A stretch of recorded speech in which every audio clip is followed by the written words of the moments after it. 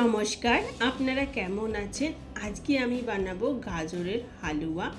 এটি খুবই সহজে বানাবো, তাতে আপনারা কি হবে খুবই সহজে বাড়িতে বানাতে পারবেন।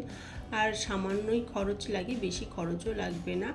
তো গাজরের হালুয়া বানাতে গেলে আপনাদের সবার প্রথমে যেটা করতে হবে, আপনাদের কিন্তু সঠিক গাজর কিন্তু নিতে হবে।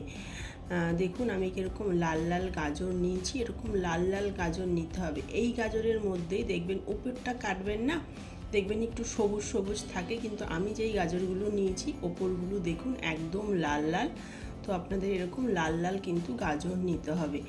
গাজরের হালুয়া আরেকটা কারণে ভালো হয়, আপনি যেরকম গাজর নেবেন সের উপরে কিন্তু ডিপেন্ড করবে আপনার গাজরের হালুয়াটা কীরকম হবে।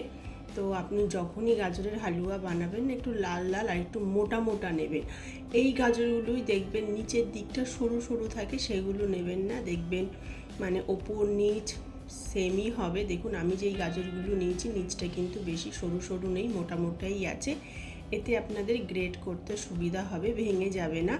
তো আমি 300 গ্রাম গাজরকে ভালোভাবে ছুলে নিয়েছি, আর গাজরগুলোকে ছুলে নেওয়ার আগে কিন্তু একবার খুব ভালোভাবে ধুয়ে নিয়েছি, যেহেতু গাজরের মধ্যে না অল্প অল্প বালি থাকে। তো গাজরগুলোকে এখন আমি গ্রেট করে নেব। যেই গ্রেটারটি সব থেকে বড় সেটা দিয়েই কিন্তু গ্রেট করে নেবেন। তো সবকটা গাজর এখানে আমি এখন গ্রেট করে নিচ্ছি। আর অনেকে আছে গাজরের হালুয়া বানায় না, কেননা গাজরের হালুয়া বানাতে ভাবে যে অনেক খরচ, কিন্তু সেরকম কোনো কিছু না। আপনি এই রেসিপিটি ফলো করুন, মানে এই রেসিপিটি দেখতে থাকুন, তাহলে বুঝতে পারবেন একদম কম খরচে কত টেস্টি গাজরের হালুয়া আপনি বানাতে পারবেন। কোনো মাওয়া বা কিচ্ছু লাগবে না, খুবই সহজে খুবই সুস্বাদু গাজরের হালুয়া আজকে আমি বানাবো। এখন কড়াইটাকে আমি ভালো করে গরম করে নিয়েছি, কড়াইয়ের মধ্যে দিয়ে দেবো 2 চামচ ভরে ঘি। তো ঘির মধ্যে দিয়ে দিলাম 2টো তেজপাতা আর 2টো ছোটো এলাচ। তারপরে যে আমরা গাজরটাকে গ্রেট করে নিয়েছিলাম পুরো গাজরটাকে কিন্তু এখন ঢেলে দেব। আর গ্যাসটাকে মিডিয়ামে রাখবো, মিডিয়ামে রেখে গাজরটাকে একটু ভাজা ভাজা করে নরম করে নেব। এখানে আপনাদের কমসে কম 8 থেকে 9 মিনিটের জন্য গাজরটাকে ভাজতে হবে, ভেজে গাজরটাকে ভালোভাবে নরম করে নিতে হবে। আর এই গাজরের হালুয়াটাকে আপনি 1 মাস পর্যন্ত রেখে খেতে পারবেন, এটি খারাপও হবে না, কিচ্ছু হবে না। প্রথম দিন খেতে যতটা সুন্দর লাগবে তার পরের দিন ততটাই কিন্তু ভালো লাগবে। পায়েস কিন্তু আমাদের সবার বাড়িতে কম বেশি হয়েই থাকে, আর যারা পায়েস খেতে ভালোবাসেন তারা কিন্তু যেদিন বানান ঠিক পরের দিন খান, কেননা পায়েস পিঠে হালুয়া এগুলো কিন্তু পরের দিনই খেতে বেশি ভালো লাগে। তো এখানে গাজরটা দেখুন ভাজা ভাজা হয়ে গেছে, ভেজে আমি নরম করে নিয়েছি। এখন আমি এর মধ্যে দিয়ে দেবো 300 গ্রাম দুধ। আর দুধটাকে কিন্তু আমি আগে ভালো করে ফুটিয়ে নিয়েছি, ফুটিয়ে নিয়ে ঠান্ডা করে নিয়েছি, মানে অনেকক্ষণ আগেই আমি ফুটিয়ে রেখে দিয়েছিলাম।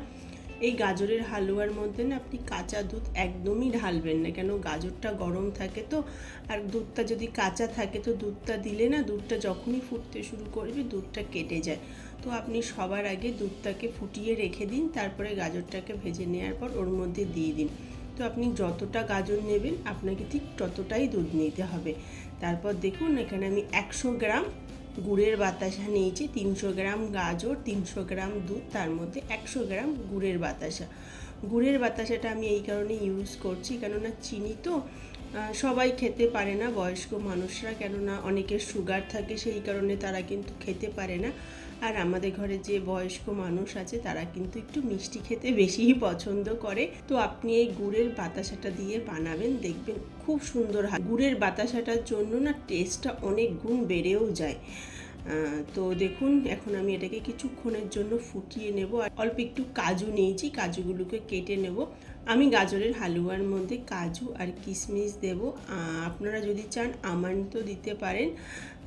বাতাসাটা দিয়ে আমি 10 মিনিট খুব ভালোভাবে ফুটিয়ে নিয়েছি, তাও দেখুন এখনও কিন্তু পাতলা রয়েছে। এই টাইমে অনেকে কী করে মাওয়া দেয়, তার জন্য কিন্তু খেতে আরও সুন্দর হয়, কিন্তু সবার পক্ষে মাওয়া দেওয়া কিন্তু সম্ভব না, মাওয়ার যেহেতু অনেকটাই দাম।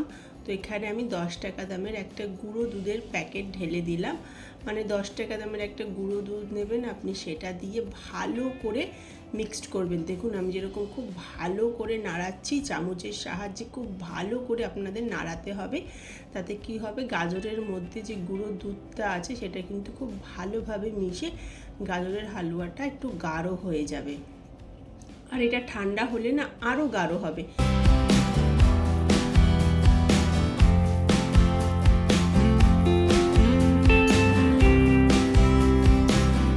কেটে রাখা কাজু আর অল্প একটুখানি আমি কিশমিশ দিয়ে দেবো। আর আপনারা যদি চান কাজু আর কিশমিশটাকে একটু ঘিয়েও ভেজে দিতে পারেন, সেটাতেও কিন্তু মন্দ হয় না। তো কাজু কিশমিশটা দিয়ে ভালোভাবে নাড়াচাড়া করে তারপর গ্যাসটাকে বন্ধ করে দেবো। এটা আমি আধা ঘন্টার জন্য রেখে দেবো, তারপর এটা আমি বাটিতে বার করবো। আর এটা থিকনেস দেখুন কত সুন্দর, ঠান্ডা হলে আরও জমে যাবে এটা। তাহলে আপনারা দেখতে পারলেন তো কত কম খরচে কত সহজে গাজরের হালুয়া বানিয়ে নিতে পারেন বাড়িতে। অনেকে ভাবে যে অনেক খরচ, সের জন্য কিন্তু বানায় না। আজকে আমি খুবই সহজে দেখালাম, একবার এইভাবে বানিয়ে দেখবেন।